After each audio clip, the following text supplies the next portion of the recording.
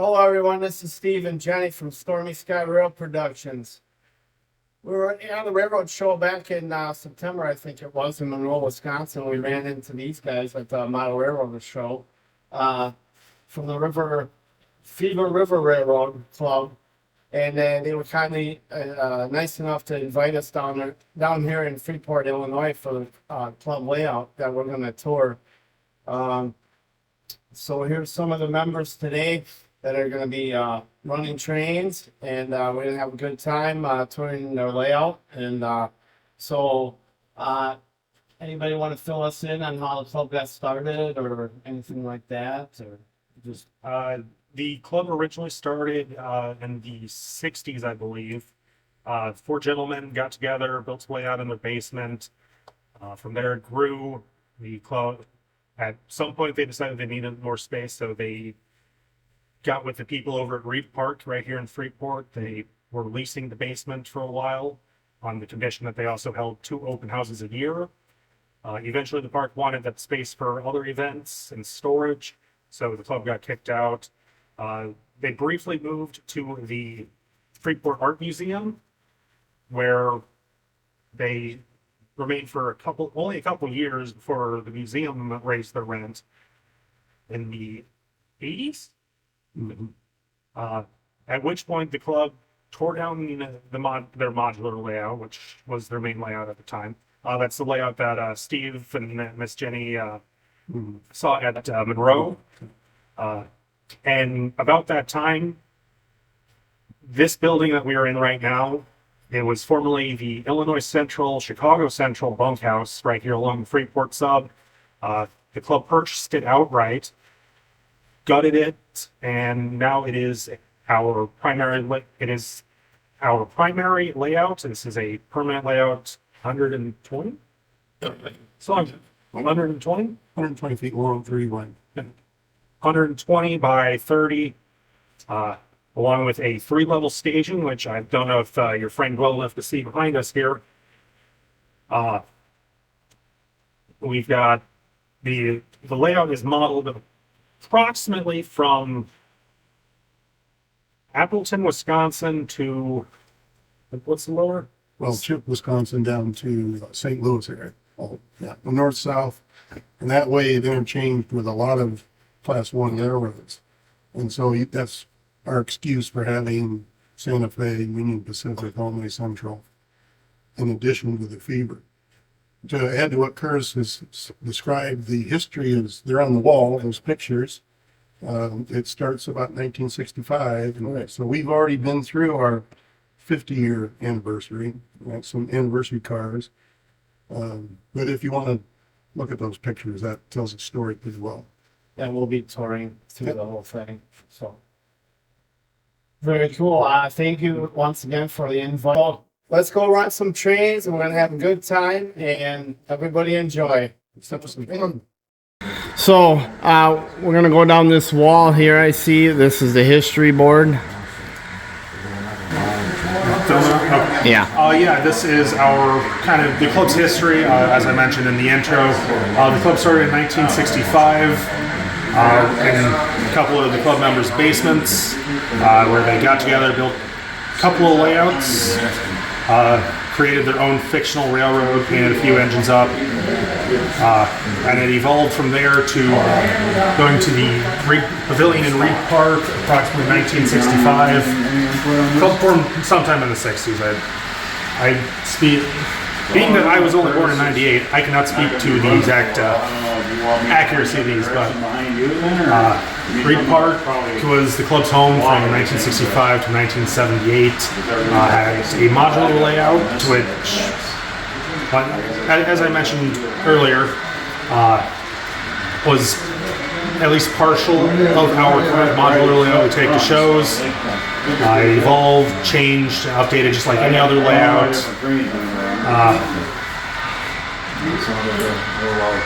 So just probably walk and see some of the pictures.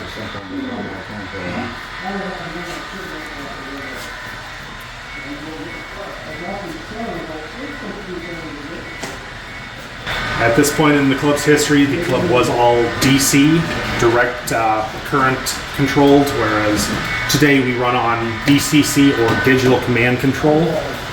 We utilize the Digitrax system these days. Here we're getting to the renovation of the building. This is when the club first purchased it, how it looked inside and out to an extent.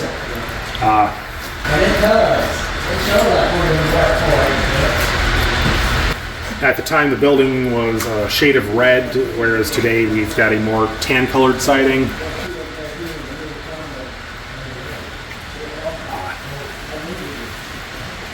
Layout construction started, and just like any other layout, just bench work, little getting tracks started, running, and everything evolves from there.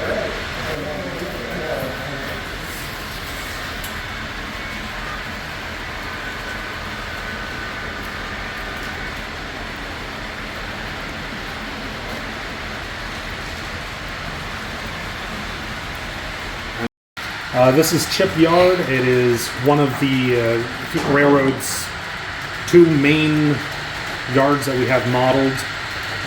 We've got two main lines running through, along with 6 or 7 yard tracks and a diesel service facility. A little bit of everything from mainline power, some industrial switchers, and we even occasionally get visited by some of UP's giants.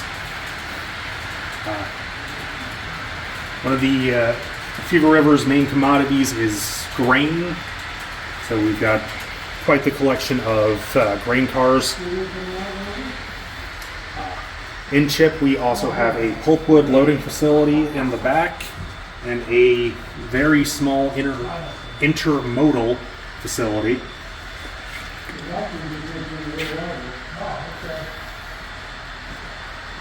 It should be a line. One thing everybody's been there behind me yet, Trey.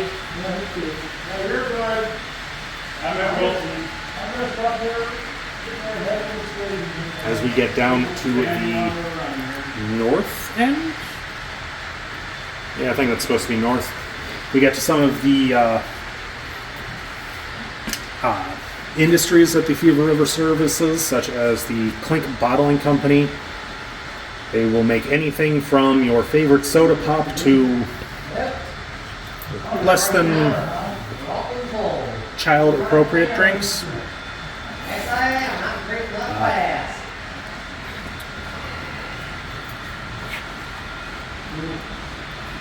Here we have a portal to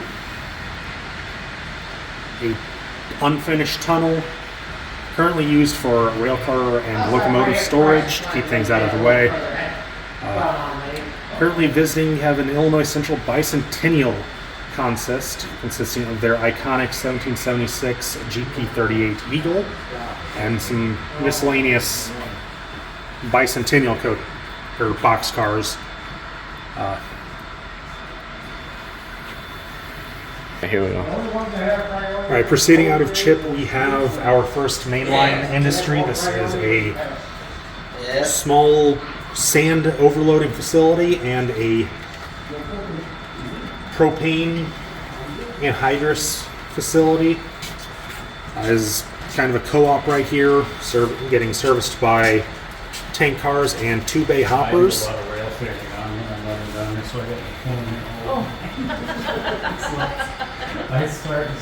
So then we head down a straightaway to Scenic Ventures down here.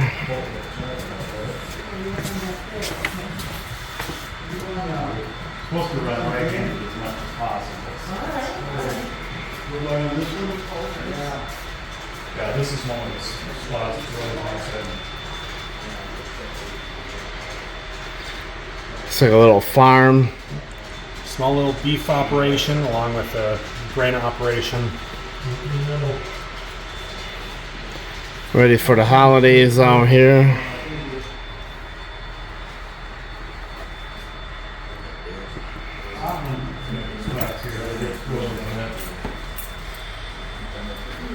Coming up now, we are going by the Hickston Scrapyard, where old, unused, and worn out locomotives and rolling stock are cut into scrap and loaded in gondolas. This is also where we find our first passenger station.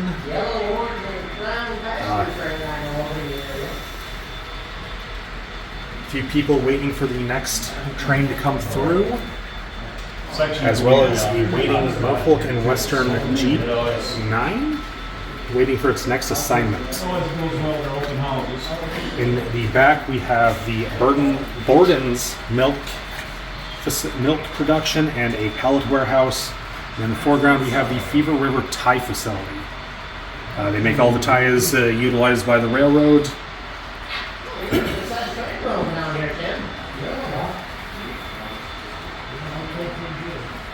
Behind the tie facility, we come to this is where the treatment chemicals are unloaded for the tie facility, as well as a couple of small freight depots for loading and unloading of various farm equipment and other small goods.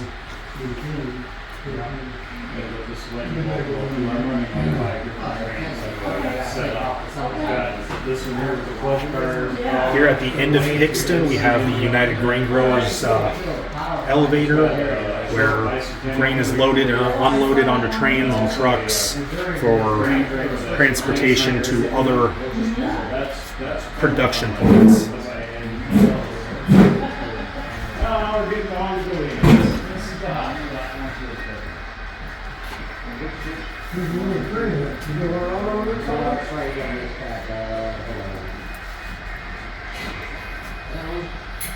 Coming out of Hickston, we first come to the Wilton River. This is a small creek that's often flooded, just enough to be considered a river at times. Not much going through it. It was just a ditch that the railroad had to go through at one point. Hmm.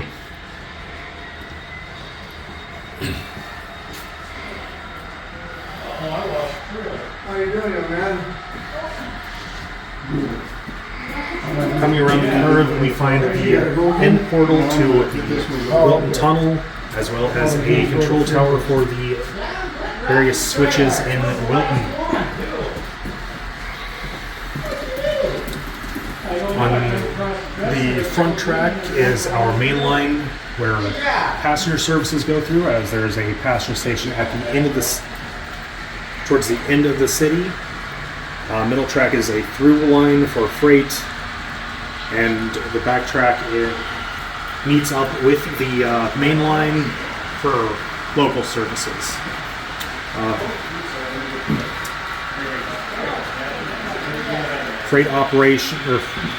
Freight customers here in Wilton are the Slow Meat Company, getting stock cars and reefers for meat, for cattle, for production of steaks, burgers, and all your other favorite meat products. There's also another grain elevator here, and a couple other small industries, including a lumber yard.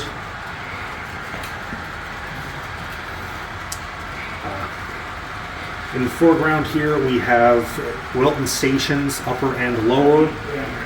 Upper station is the Fever River Depot, while the lower is the Great Western? Northwestern. Northwestern? Yeah, a little fired up. We see here as Northwestern Interchange, number Fever River 3036, takes off ready for its day's work.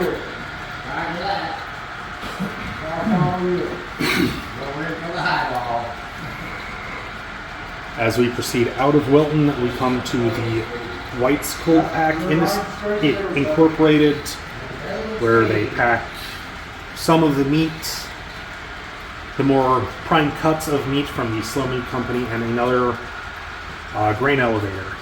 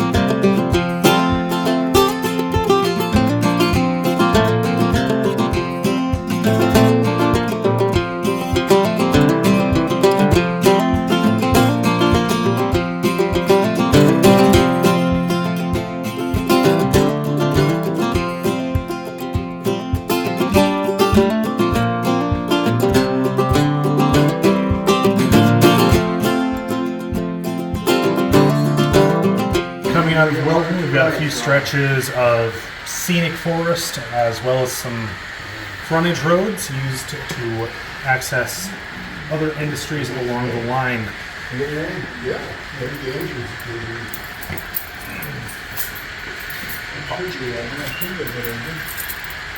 This is Lafarge, where we have a steel facility making culverts, as well as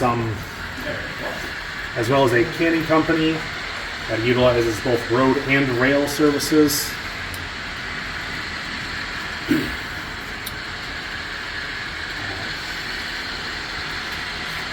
We have some non-rail served industries here, such as Lawston Shipping. They're exclusively road to shippers. We haven't been able to win over that contract yet. As well, however, we do have the freight contract for the Rice Lumber Company, as the city of New Orleans rumbles by on a detour off of home trackage.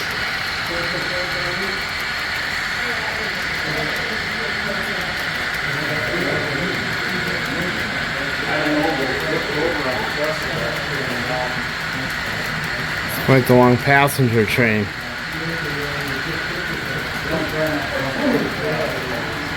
As we continue through Lafarge, I still hate talking. We come to the Lafarge Quarry, where we get most of the ballast for the Fever River, as well as the small repair facility for the local power, which is out on assignment at the moment, as well as the occasional rail car that gets dropped off.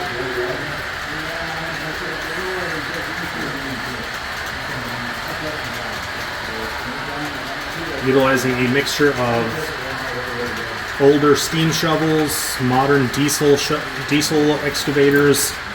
The Lafarge Quarry is the most efficient quarry served by the Fever River.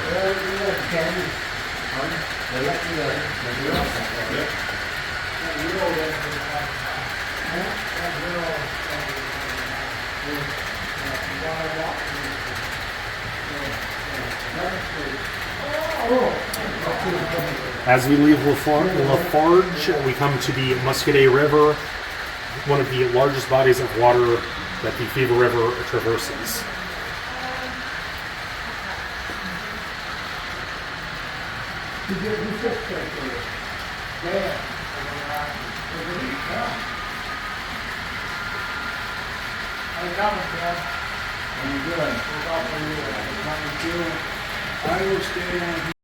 As we cross the Muscadet River, we have the first manifest train of the day, a unit ethanol train, along with a small shipment of steel and cryogenic fluid.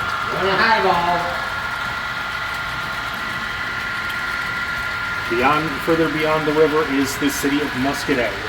The city has recently undergone a complete rebuild after the Barnum and Bailey Rose Circus finally decided to leave town after more than at least 5 to 6 years. First up, we have our fuel facility where everything from gasoline to diesel is transferred over from rail to road traffic for delivery to various gas stations in the area, as well as another anonymous factory that gets served by boxcars once a week. Here we see the Fever River Rapid awaiting clearance to proceed. It might be a few hours, so hopefully no one needs to cross the tracks. Yeah. The city finally got its first operational stoplight only a few years ago. No one seems to know how to go through that intersection anymore. Huh. Right straight through.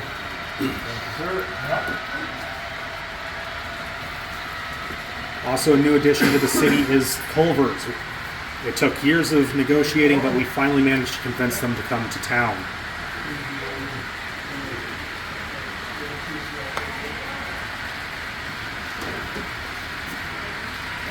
And here we are at Muscadet Union Station. This is the primary passenger terminus of the Fever River, where all local passenger services begin and or end. It's a very popular hangout location for the local youth, as they can see all sorts of rail equipment doing all sorts of work.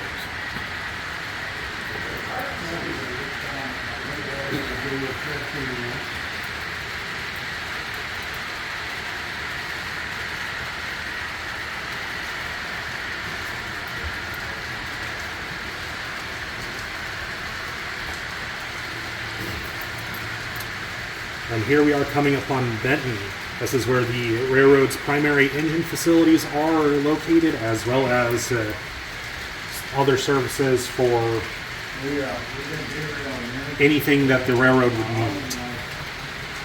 We have our coaling towers for both Fever River steam power as well as visiting power, such as the Union Pacific Challengers, which we occasionally get through.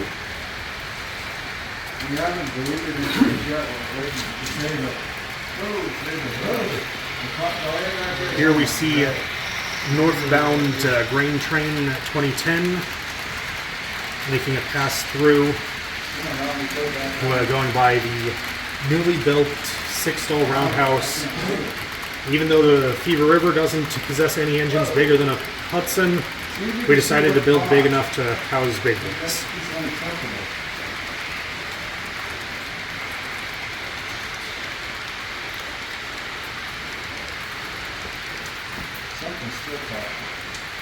Yeah, I'll get it. Just a second.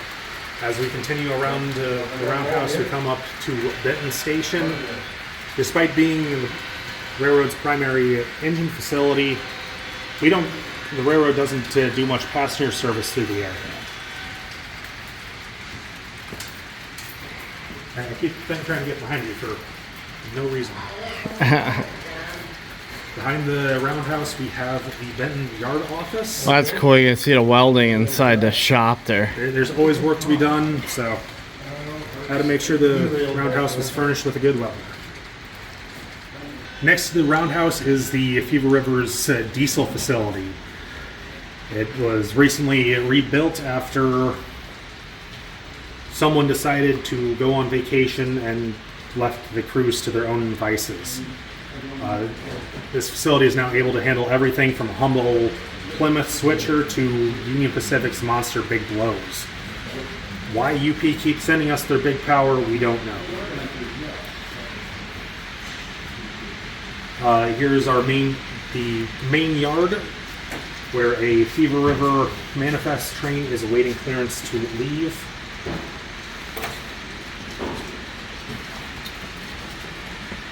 In the back we have, honestly I'm not sure what that industry is supposed to be back there.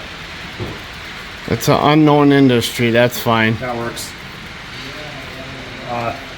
Also waiting in the yard for a crew is a new wind turbine train awaiting their destinations for some wind farm out in California.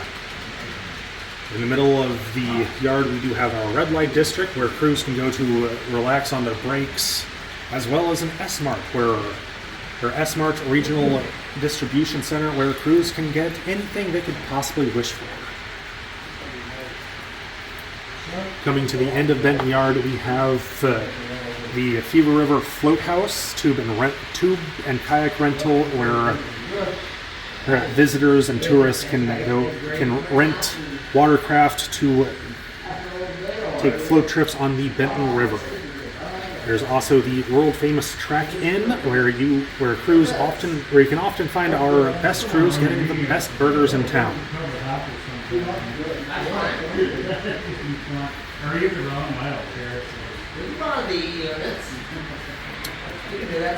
Finally, leaving the town of Benton, we come to the Benton River, where we have the railroad's oldest bridge, mainline bridge. The railroad crosses the river no less than 5 times through this stretch of track that we have dubbed the Galena Hill.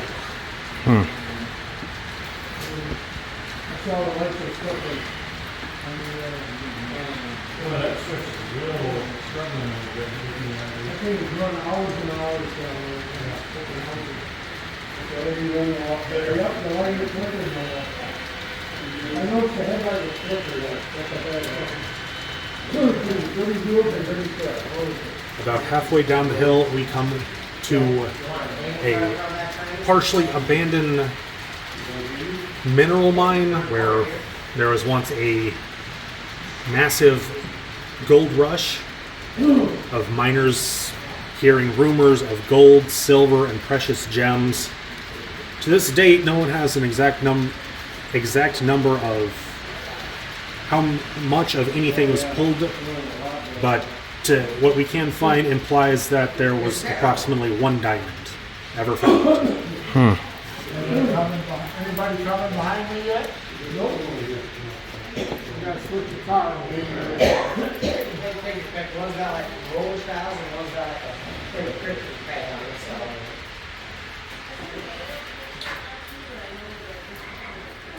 Hang on the bottom, metal frame. That's in that, frame shows that. That's there someone. At the bottom of the hill, we have the local bakery that gets so much business. They have had no choice but to put a contract to the railroad for us to deliver their goods to cities and towns and random flag stops along the line of their world famous cakes and donuts.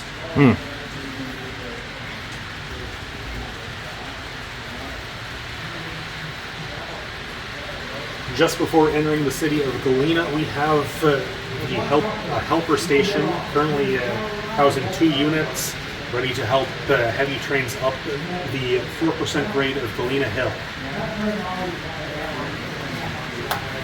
And beyond that, we have the historical city of Galena, Illinois.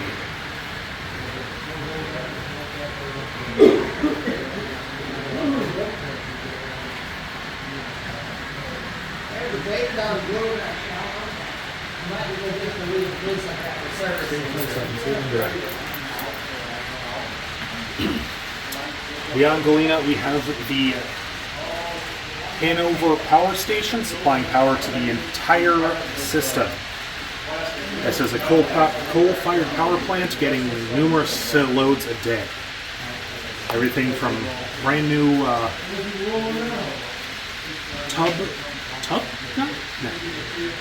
from the newest coal hoppers on the system to some old wooden two bags. They are not picky. Just beyond the Hanover Power Station is the city of Hanover and its lower yard and under, as it has become to be known by all the locals. First we have the Hanover River, where numerous people have been swept away by the currents. Gotta watch your step and watch your buddies even closer. And then finally we get into the town of Hanover, where we have a lumber mill taking lumber from the various forests around the system and turning it into everything from boards to paper to bedding material.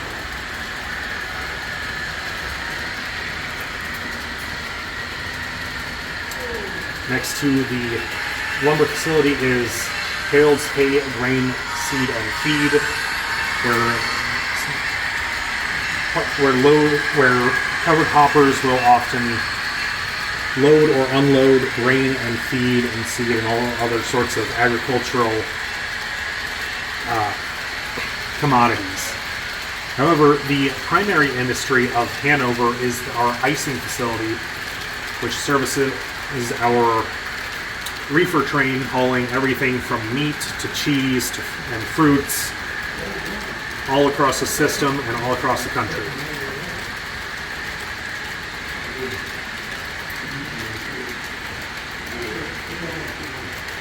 And the final industry in Hanover is the Eaton Warehouse, which will distribute anything that comes through.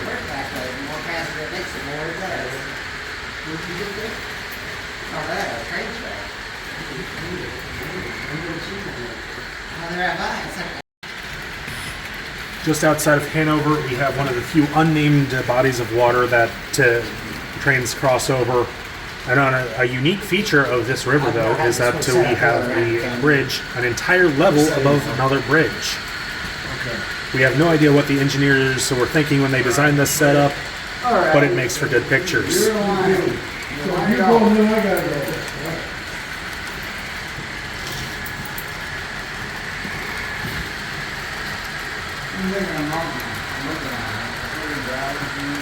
Coming up the hill, we have an old caboose which was derailed at one point and never recovered. So some local hobos and farmers decided to ride it and turn it into their own little home. A little further up the line, we have a vintage horse farm. The owners never got the memo that horses were no longer used for regular transportation, so they maintained a large horse herd. Their neighbors, however, have stepped into the modern day, getting propane heat in their house, as well as an old Willys Jeep and an old Dodge pickup.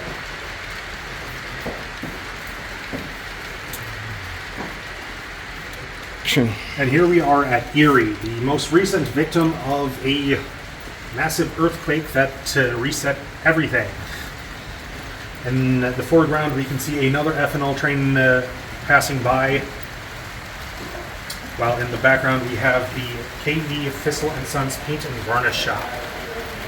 This facility partially services the Belvedere Auto plant for their paint and primers and all that good stuff. There's also the Dumrose Specialty Plastics, which also serves the Belvedere plant, providing them all the plastic parts that are utilized in the various vehicles. Still under construction, we have a small yard here for maneuvering rolling stock, as well as the newest industry to the small city of Erie, the Erie Coal Mine. It is not yet fully open, however, it does appear that they have managed to pull out four two bays of coal, as well as apparently a couple of containers. Coming around the coal mine, we come to the Erie Tunnel. This has recently been dug after mountains of foam descended upon the area during the earthquake. Down below here we have a newly constructed scratch-built trestle. The bridge deck was built by club president Ken. The trestle portion was built by club secretary Tim, and it was all assembled by the club's primary landscaper, Craig. Very impressive. The original idea for this bridge deck was actually the upper side of Erie, which had some weird homoso curve that didn't look good. It was unfinished, and ultimately this project started by someone wanting to finish that. As you can see, this section of the layout is still very much nowhere near complete, with the mountains only partially being carved and readied for sculptamold and paint. Work in progress all the time. Yep. If anyone tells you that they've completed their layout, they're lying. Yeah, we hear that from a lot of people. Coming out of the Erie Tunnel, we come to another stretch of beautiful forestry scenery. However, there have been some mad scientists that have accidentally allowed their creations to escape. So be careful taking a hike through this forest.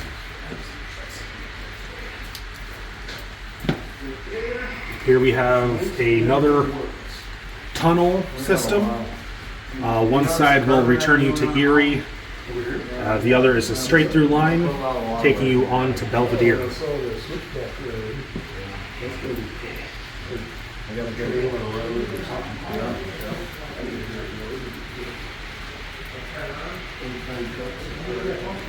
Yeah.